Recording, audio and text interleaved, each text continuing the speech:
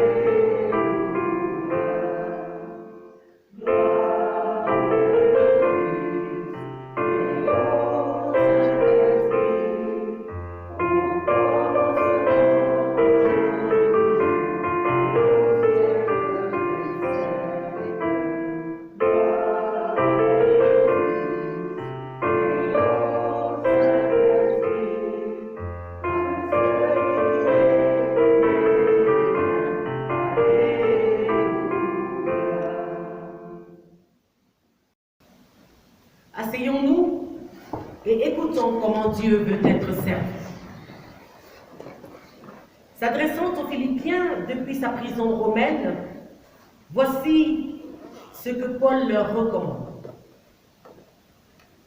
Si donc il y a quelque consolation en Christ, s'il y a quelque soulagement dans la charité, s'il y a quelque union d'esprit, s'il y a quelque compassion et quelque miséricorde, rendez ma joie parfaite, ayant un même sentiment, un même amour, une même âme, une même pensée.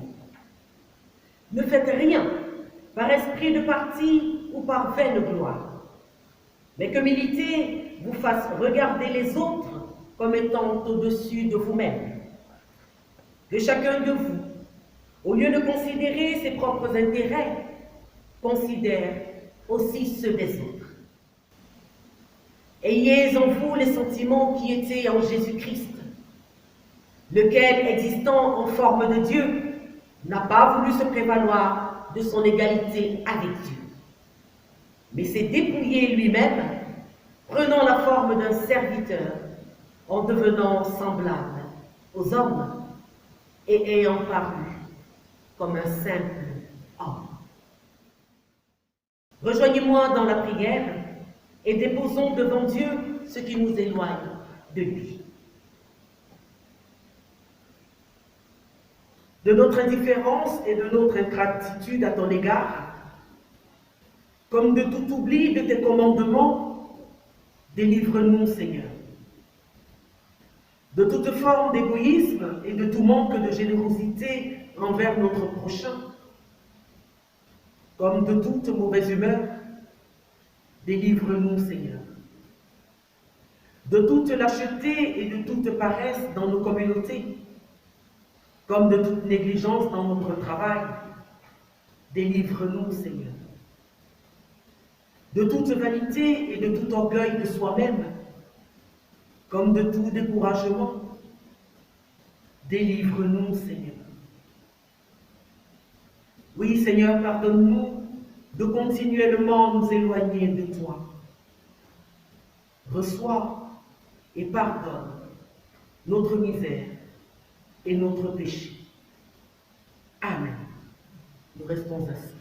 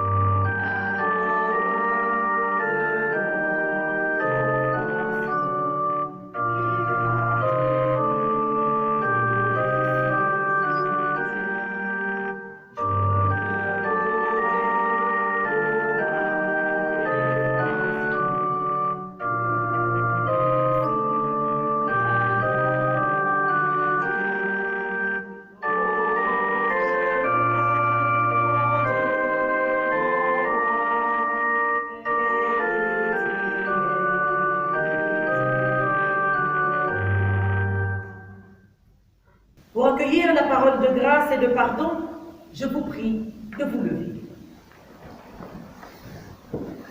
Par la voix du prophète Ésaïe, recevez ces paroles. Quand les montagnes s'éloigneraient, quand les collines chancelleraient, dit l'Éternel, ma bonté pour toi ne faiblira pas, et mon alliance de paix ne sera pas ébranlée. Je t'aime d'un amour éternel, et c'est pourquoi je te conserve ma miséricorde. Que le Dieu Tout-Puissant mette en tous vos êtres, corps, âme et esprit, l'assurance de sa grâce et de son pardon. Que par la foi en Jésus-Christ, vous soyez conduits dans l'éternité de la vie. Amen. Chantons notre joie et notre reconnaissance.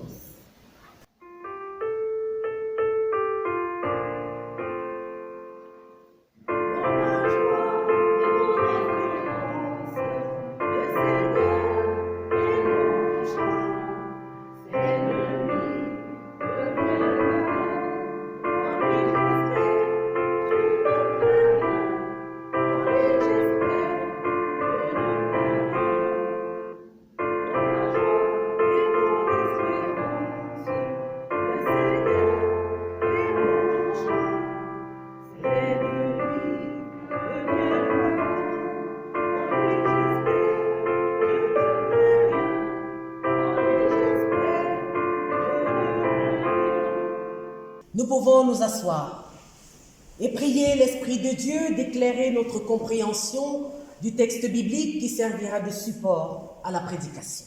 Nous prions. Seigneur, tu es le Maître et nous sommes tes disciples. C'est de toi que nous avons tout à apprendre. Cependant, nous sommes lents à comprendre et à croire ce qui concerne ton royaume. Mais tu nous as promis ton esprit de vérité pour nous conduire dans toute la vérité.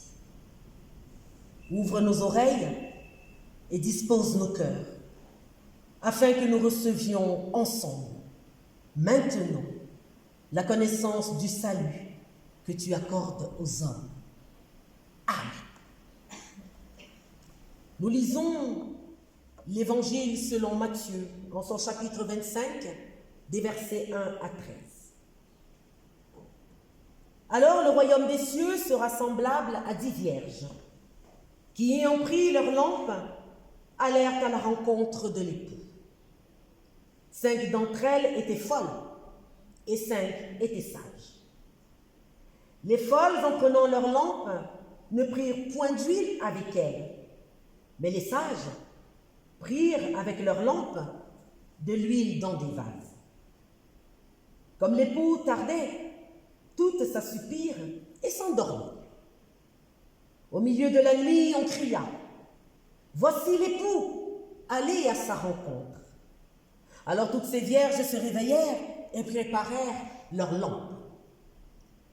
Les folles dirent aux sages « Donnez-nous de votre huile, car nos lampes s'éteignent. » Les sages répondirent « Non, il n'y en aura pas assez pour nous et pour vous.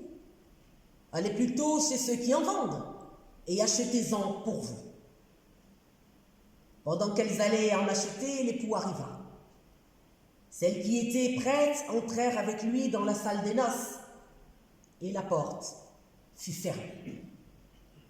Plus tard, les autres vierges vinrent et dirent « Seigneur, Seigneur, ouvre-nous !» Mais il répondit « Je vous le dis en vérité, je ne vous connais pas. Veillez donc, puisque vous ne savez ni le jour, ni l'heure. » Seigneur Jésus, que ta parole soit pour nous la vérité qui nous aide à vivre. Amen. Ce texte était prévu le 8 novembre 2020 lorsque nous avions programmé cette installation la première fois et j'ai choisi de le conserver. Telle qu'elle est rapportée, la parabole des 10 vierges est propre à Matthieu. Et j'ai décidé d'en faire une lecture allégorique, je dirais même farfelue. Vous me direz après si je suis une insensée. Mais avant, replaçons quand même ce texte dans son contexte. Au chapitre précédent, les disciples demandent à Jésus « Dis-nous quand cela arrivera-t-il et quel sera le signe de ton avènement et de la fin du monde ?» Les disciples sont inquiets. Ils pensent que la fin des temps, c'est pour bientôt. Ils sont aussi curieux. Ou alors, ils veulent maîtriser l'information sur la mort, la résurrection et le retour du Christ. Je l'avoue, Si j'étais à côté de Jésus, je crois que moi aussi j'aurais eu envie de tout savoir. Et vous, au conseil,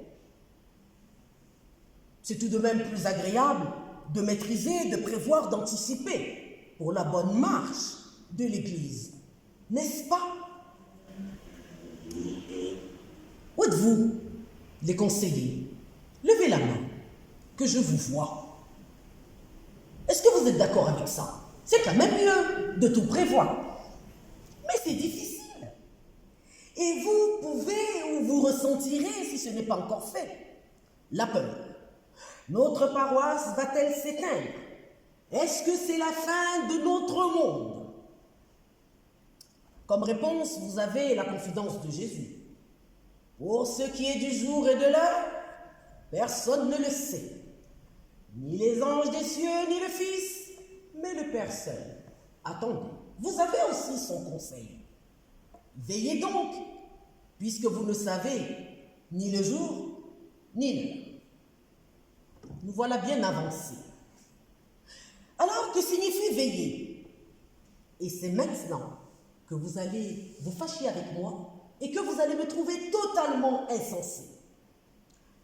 Parce que, mes chers conseillers presbytéraux, je dois vous demander de rester dans ce temple toute la nuit pour veiller et pour prier.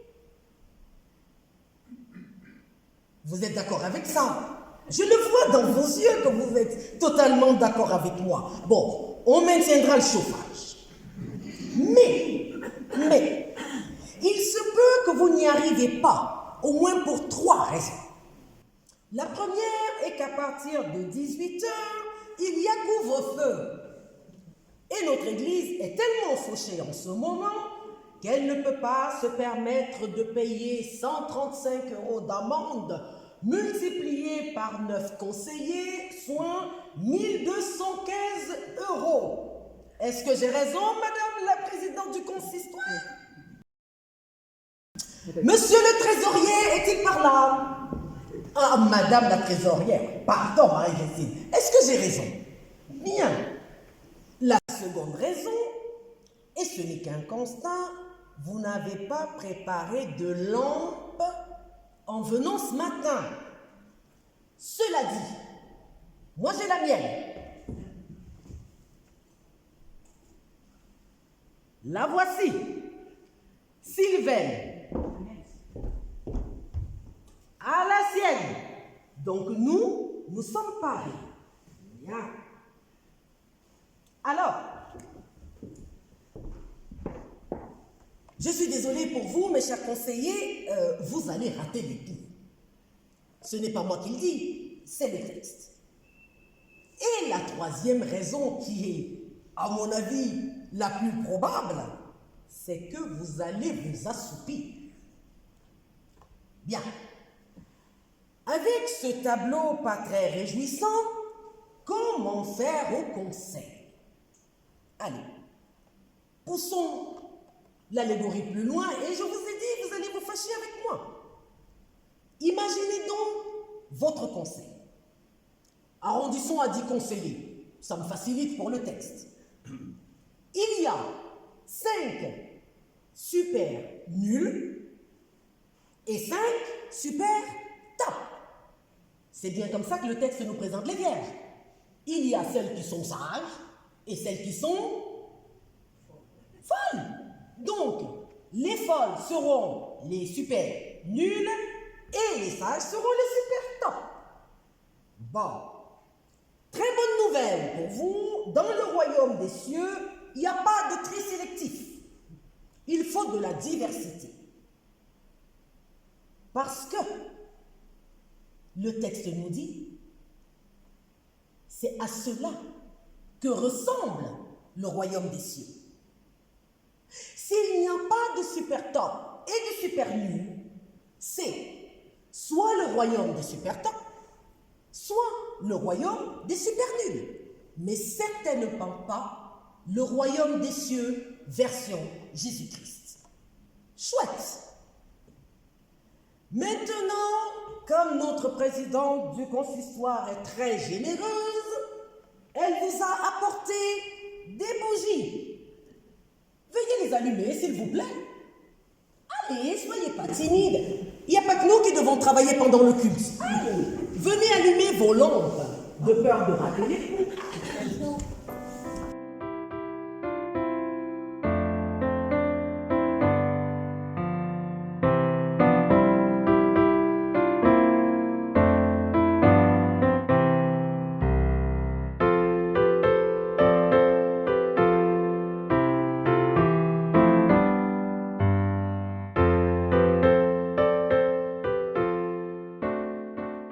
Les lampes sont toutes allumées. Alors, voyez-vous, quand on les regarde, on se rend compte que les conseillers, comme les vierges, ont maintenant tous les mêmes moyens, une lampe. Et en allumant ça, ils se sont levés tous, et je l'ai fait exprès, pour signifier qu'ils ont un projet commun.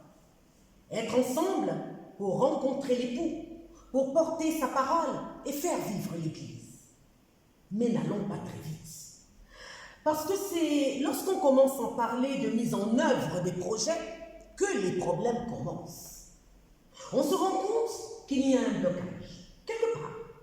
Et donc, que l'époux tarde à venir. Comment faire avec cette réalité? Le texte dit que comme l'époux tardait, toutes s'assoupirent et sont dormies. Là, mes chers conseillers, vous êtes tous assoupis. Et les tops, et les nuls. Mais c'est la tête et dormez. Allez, vous êtes assoupis. Ils sont assoupis. Vous avez vu? Très bien. Et maintenant, je voudrais que quelqu'un crie. Voici l'époux. Allez à sa rencontre. Qui se lance? Voici l'époux, allez à sa rencontre. C'est le joker. Et oui, c'est le joker parce que... Oh, elle est dans le conseil. Ça ne va pas. Non, ça ne va pas. Si elle est conseillère, elle devait être assoupie, n'est-ce pas? Alors on s'assoupit. Et quelqu'un d'autre crie. Voici l'époux, allez à sa rencontre. Qui se lance? Allez. Allez à sa rencontre. Eh bien voilà, là vous êtes des jokers. Parce que vous n'êtes pas dans le conseil. Et mes chers conseillers, c'est peut-être un coparoissien qui vous interpelle pour vous réveiller et pour vous rappeler votre mission. Levez la tête maintenant. Vous n'êtes pas seul. Une fois que vous êtes réveillé, vous cherchez des solutions. Analysons celle que nous propose le texte. Les super nuls proposent aux super tops: donnez-nous de votre huile car nos lampes s'éteignent. Mais les super tops sont bien plus avisés que généreux. Ils répondent avec une donnée économique. Non, il n'y en aura pas assez pour nous et pour vous. Allez plutôt chez ceux qui en vendent, vous savez, ceux qui sont au bout de la rue là, et achetez-en pour vous. Le drame, c'est que, comme les super nuls sont tellement persuadés que les super tops sont des super tops, ils les épousent. Et au passage, ça prouve qu'ils sont vraiment nuls. Donc, mais cette réponse des super tops a des conséquences. Si vous avez remarqué, le groupe se sépare. Donc, il n'est plus semblable au royaume des cieux, puisqu'il n'y a plus de diversité et que l'élan commun n'y est plus. En plus de ça, la partie du groupe qui sort du projet se détourne du but qui est d'aller à la rencontre de l'époux. Mes frères et sœurs, cette réalité pourrait être celle de notre Église. Et oui, les motivations humaines sont complexes. Le refus du partage, la valorisation de la solution marchande, la valorisation de soi, la stratégie hasardeuse, quelquefois empreinte de malice. Et oui, l'intérêt personnel peut primer sur l'intérêt du groupe. absence de solidarité, de décision commune, de collégialité. Remarquez aussi qu'aucun groupe ne s'est montré servant de l'autre. Ce n'est pas très fraternel. Essayons maintenant de nous tourner du côté de l'époux. Que peut-on dire sur la manière dont Matthieu présente Dieu dans son texte? C'est une véritable scène de jugement, comme Matthieu les aime. Et je suis effrayée à l'idée que nous aussi peut-être. Comment accepter que les super nuls reviennent, frappent à la porte, et que Matthieu nous dise « Seigneur, Seigneur, ouvre-nous » L'époux répond « Je vous le dis en vérité, je ne vous connais pas. »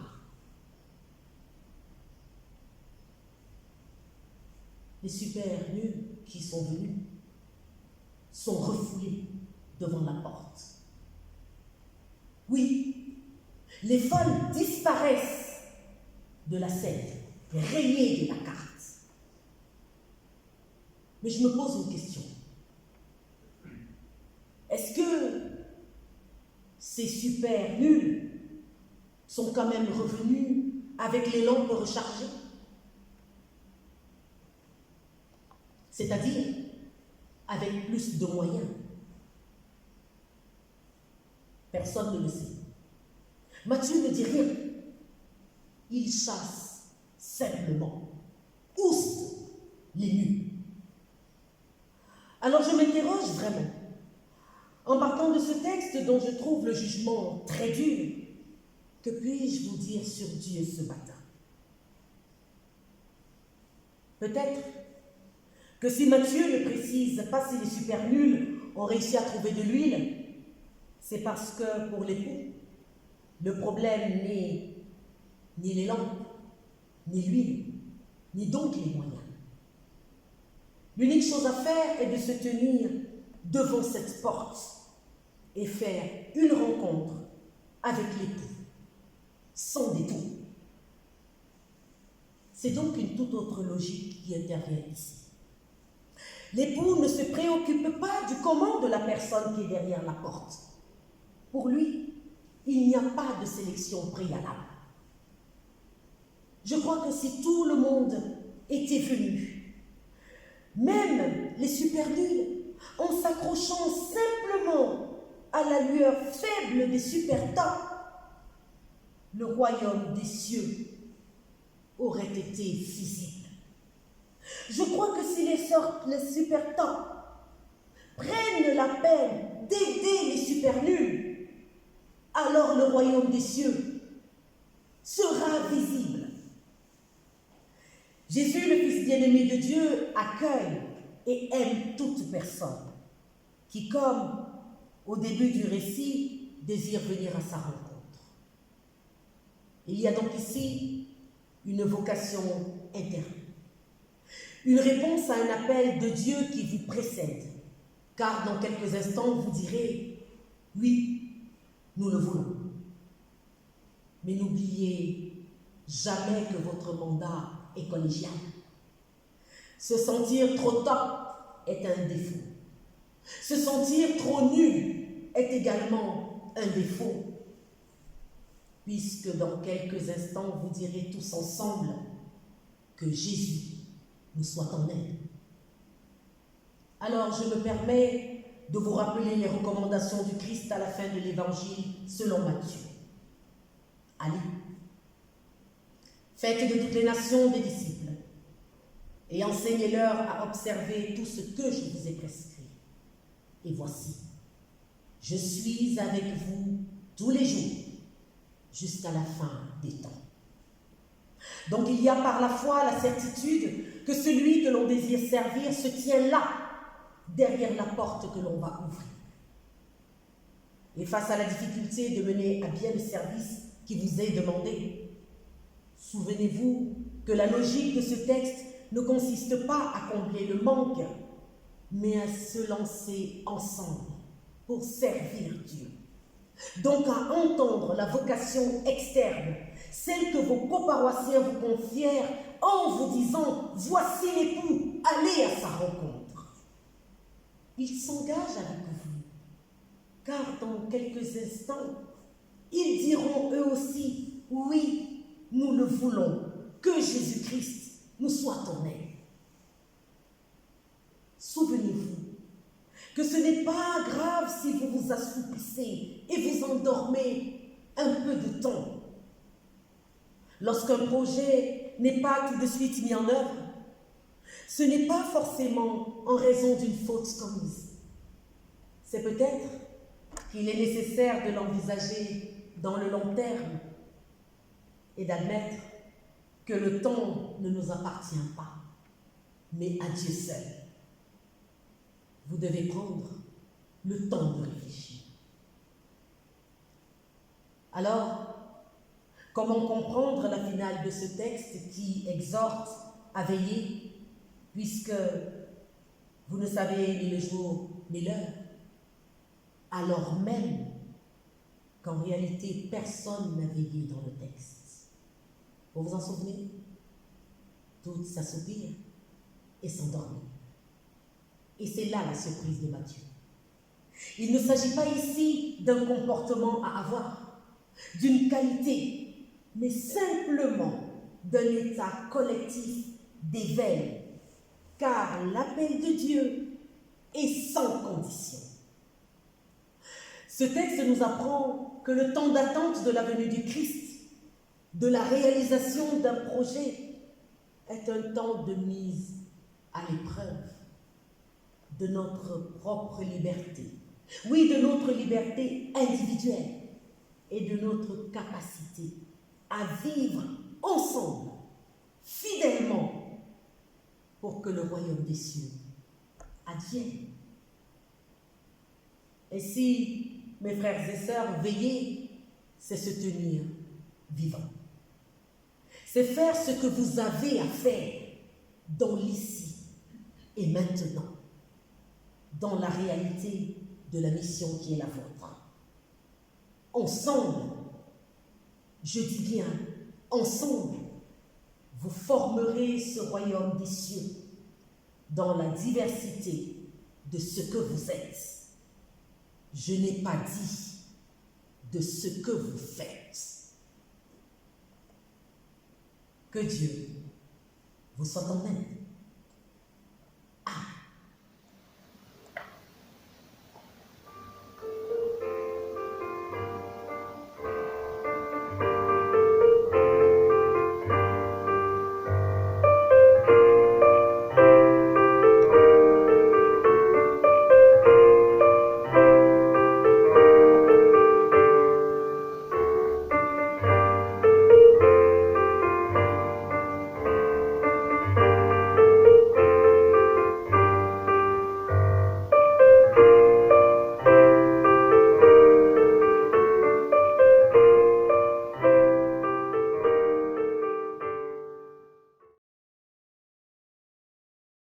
Je vous invite à vous lever et nous allons le chanter.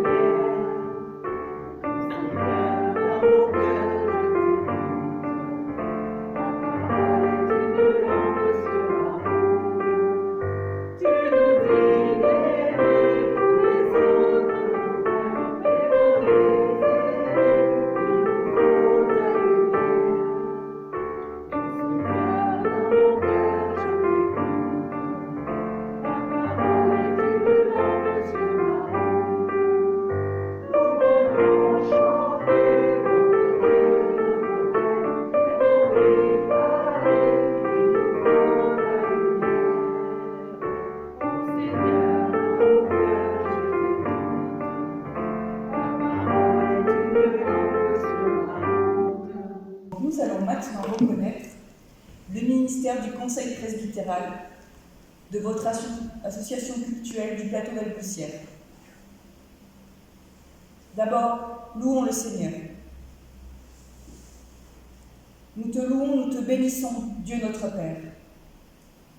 Dans ton amour libérateur, tu nous appelles, malgré notre faiblesse, à être tes serviteurs, porteurs de lumière et d'espérance, solidaires de toute humanité.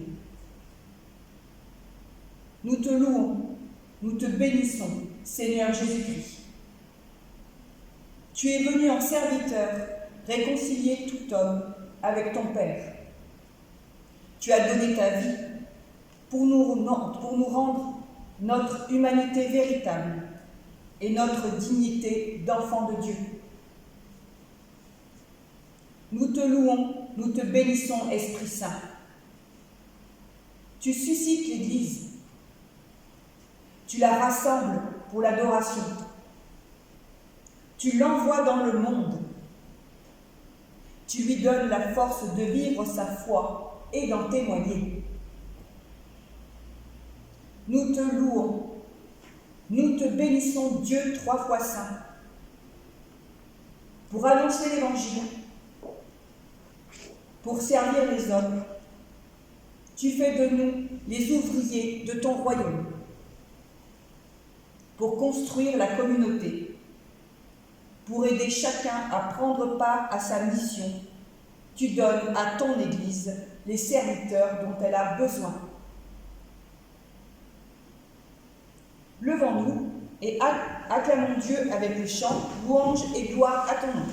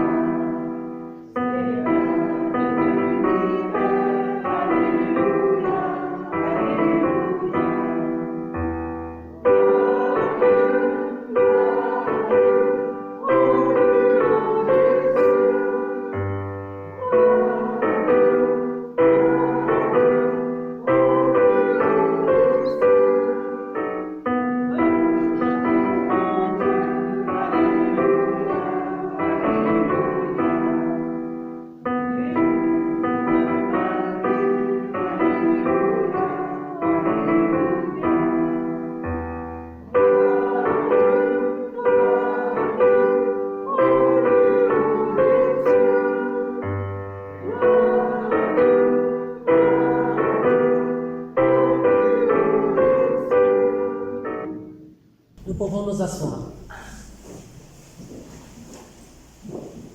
J'invite maintenant les membres du conseil presbytéral à me rejoindre. Mesdames Gentiane Monique, Beau Laurence, Damien Véronique, Dussault Marie-Christine et Durand Christine.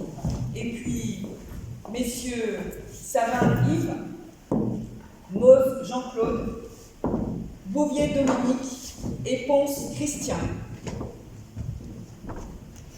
Pour former votre conseil presbytéral, vous avez été élus au cours de l'Assemblée générale qui s'est tenue le 20 septembre dernier. Le conseil a confié la charge de présidence à Mme Damien Véronique, de vice-président à M. Bouvier Dominique, de trésorier à Mme Dussault Marie-Christine, de trésorier adjoint à Mme Gentiane Monique, de secrétaire à Mme Beau Laurence et d'archiviste à Mme Damien Véronique. Évidemment, les délégués aussi. Donc, le délégué titulaire au synode régional, c'est M. Mauve Jean-Claude. Le délégué suppléant, c'est M. Savin Yves. Délégué titulaire au consistoire, cela j'y tiens quand même, à Mme Durand Christine. Et le délégué suppléant au consistoire à M. Ponce Christian. Aujourd'hui, mes frères et mes sœurs, dans la communion de l'Église universelle, nous vous recevons comme serviteurs du Christ au sein de l'Église protestante unie de France, communion luthérienne et réformée, dont nous écoutons maintenant la déclaration de foi adoptée lors de son synode national réuni à Lille du 25 au 28 mai 2017. Donc voici cette déclaration de foi. En Jésus de Nazareth, Dieu révèle son amour pour l'humanité et le monde. L'Église protestante unie de France le proclame avec les autres églises chrétiennes. Sur la lancée de la Réforme, elle annonce cette bonne nouvelle. Dieu accueille chaque être humain tel qu'il est, sans aucun mérite de sa part. Dans cet évangile de grâce, au cœur de la Bible, se manifeste l'Esprit de Dieu. Il permet à l'Église d'être à l'écoute des textes bibliques et de se laisser conduire par eux au quotidien.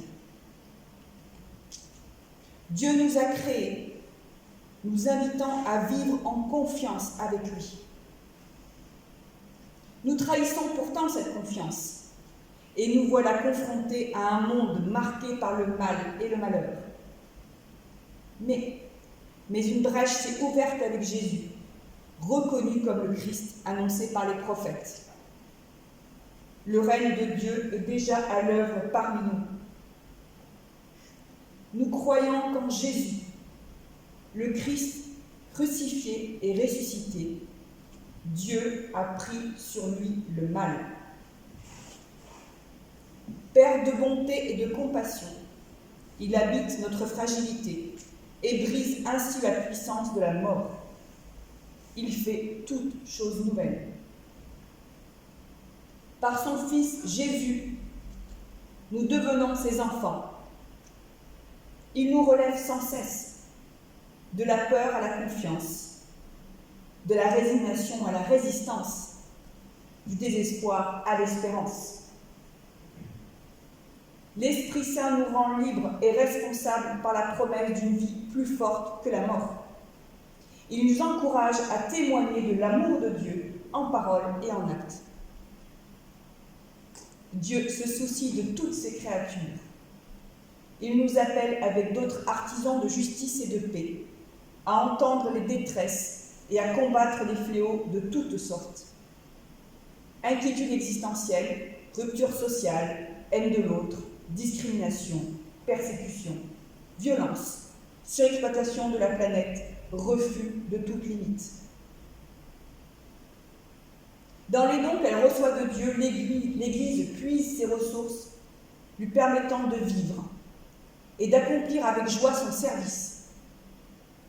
Proclamation de la parole, célébration du baptême et de la scène, ainsi que prière, lecture de la Bible, vie communautaire et solidarité avec les plus fragiles.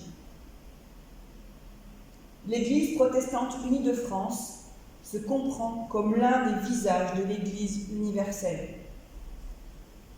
Elle atteste que la vérité dont elle vit la dépasse toujours.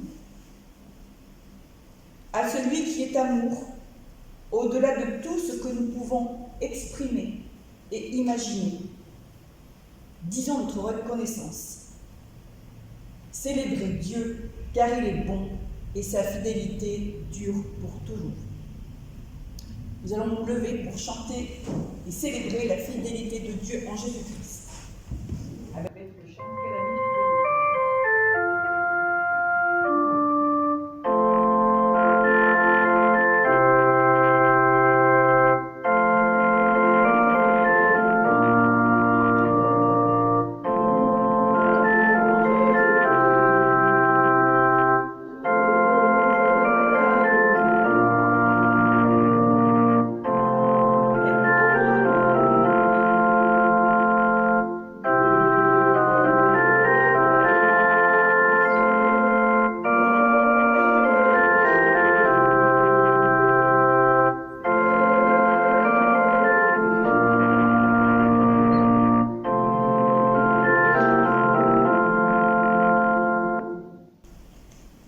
Vous pouvez vous asseoir.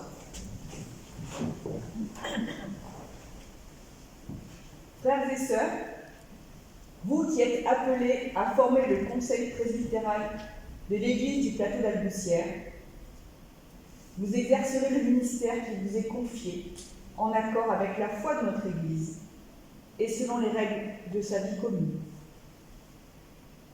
Vous serez solidaires des décisions que prendra votre conseil et vous préparerez et appliquerez les décisions des synodes. Vous porterez ensemble la responsabilité spirituelle et matérielle de la communauté. Vous êtes invités à vous former personnellement au sein du Conseil et par tous les moyens que l'Église met à votre disposition. Ainsi, vous aurez à cœur de renouveler l'élan de votre ministère.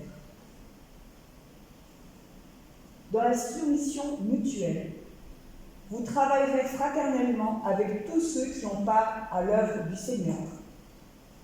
Ainsi, vous discernerez, reconnaîtrez et coordonnerez les ministères que Dieu donne à cette Église pour qu'elle grandisse dans l'amour et soit au sein du monde messagère de l'Évangile.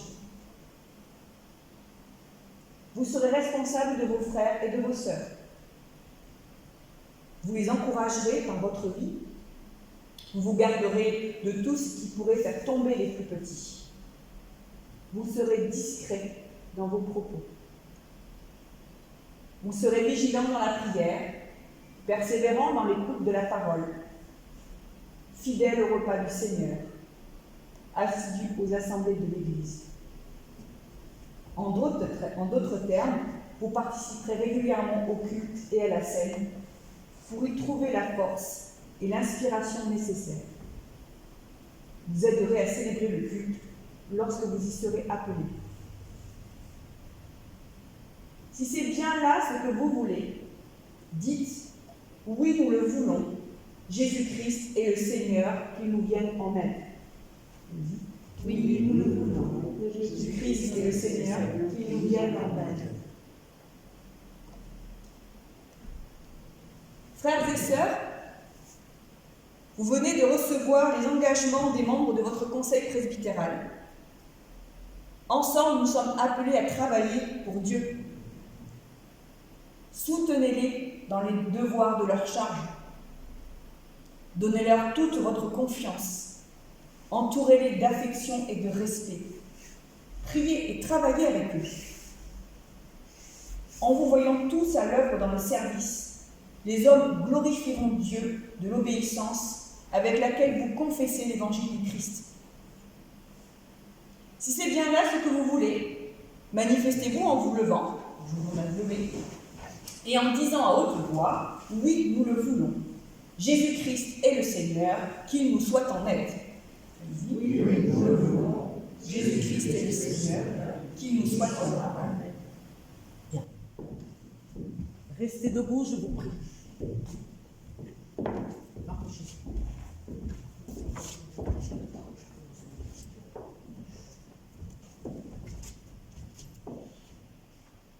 Au nom du Père,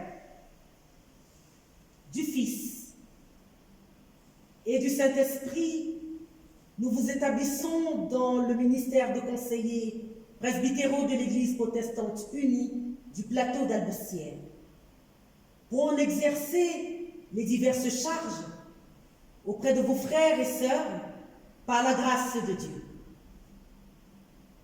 Le Seigneur qui est fidèle vous rende lui-même fidèle en toutes choses par la puissance de son esprit. Amen. Seigneur notre Dieu, toi qui veilles sur ton Église jusqu'à la fin des siècles, nous te rendons grâce pour les ouvriers qui se lèvent afin d'accomplir la mission du Christ dans le monde. Nous t'en prions, Dieu notre Père, par Jésus-Christ notre Seigneur, accorde et renouvelle ton Saint-Esprit à nos frères et à nos sœurs que nous recevons et établissons comme conseillers presbytéraux dans ton Église. Donne à ce conseil d'accomplir humblement et fidèlement le service auquel tu l'appelles, pour qu'il garde ton peuple dans la communion fraternelle, l'unité du corps du Christ et l'accomplissement de sa mission. Amen. Église du Christ, réjouis-toi pour les ministres qu'aujourd'hui Dieu te donne. Vous pouvez vous asseoir et nous allons chanter ensemble.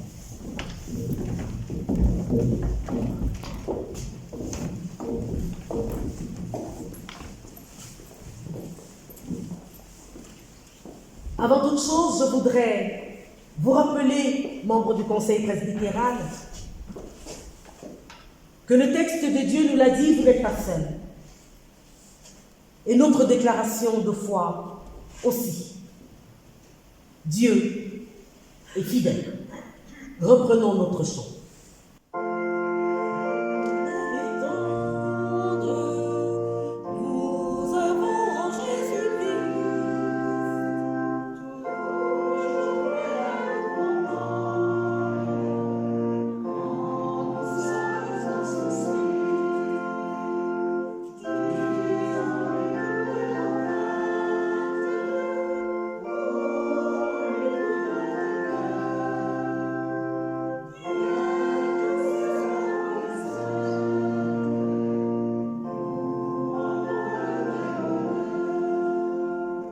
De vous asseoir.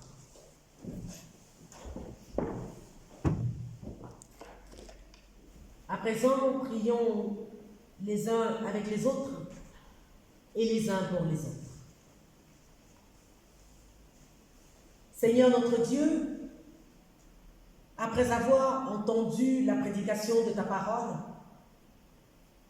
nous continuons à élever nos cœurs à toi pour te remercier de ce que nous avons pu, en ce saint jour du dimanche, participer au bienfait de l'écoute de ta parole. Que ce jour réservé au repos sous ton regard soit mieux sanctifié. Et puisque notre vie t'appartient tout entière, dispose-nous à te consacrer cette nouvelle semaine dans laquelle nous allons entrer. Que chacun de nos jours soit marqué par quelques progrès dans le bien et par l'accomplissement fidèle et joyeux de la tâche que tu nous confies. Garde-nous, Seigneur, de l'égoïsme, de l'indifférence et de tout ce qui s'oppose à toi. Tiens-toi près de nous, ô notre Dieu, pour éclairer nos voies et affermir nos pas, en nous donnant de te glorifier par nos pensées, nos paroles et nos actes. Soutiens, ô Dieu, et purifie ton Église. Unis tous ceux qui appartiennent à la famille de tes enfants. Remplis de tes dons ceux de tes enfants qui travaillent à l'avancement de ton règne de paix. Et attire à toi ceux qui te cherchent ou qui apprennent à te connaître. Prends sous ta protection notre pays, nos familles, nos enfants, nos amis, tous ceux que nous croisons, et fais de chacune de nos maisons un temple où règne l'amour pour toi et l'obéissance à ta volonté. Demeure, Seigneur, auprès de ceux qui souffrent, et donne-leur de regarder à toi pour qu'ils trouvent la paix. Accorde-nous cette grâce que nous puissions vivre en ta présence et soutenus par ton amour. Et tous ensemble, nous disons, notre Père qui es aux cieux, que ton nom soit sanctifié, que ton règne vienne, que ta volonté soit faite sur la terre comme au ciel. Donne-nous aujourd'hui notre pain de ce jour. Pardonne-nous nos offenses, comme nous pardonnons aussi à ceux qui nous ont offensés. Et ne nous laisse pas entrer en tentation, mais délivre-nous du mal. Car c'est à toi qu'appartiennent le règne, la puissance et la gloire pour les siècles des siècles. Amen.